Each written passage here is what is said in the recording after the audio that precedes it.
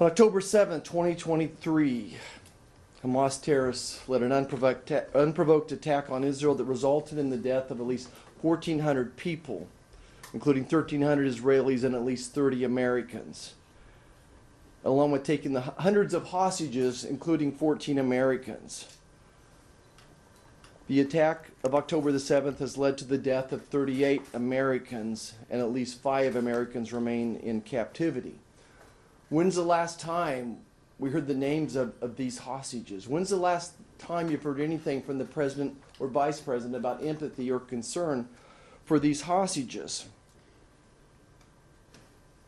It amazes me that this White House demands peace arrangements, peace talks in Israel, but yet there's no talk of a peace agreement in Ukraine. From my vantage point, what I see the White House is not a profile in courage, but rather a profile in fear and political cowardice. I want to remind Americans why this is important, that America has a very special relationship with Israel. It's characterized by strong political, military, and economic ties. It's rooted in shared democratic values, strategic interests, and cultural connections. And most importantly, this nation was founded on Judeo-Christian values. What we see out of the White House are empty words and very few actions.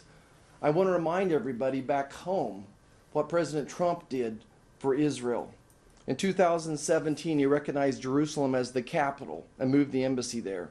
In 2019, he recognized Israeli sovereignty over the Golan Heights. In 2020, he brokered the Abraham Accords.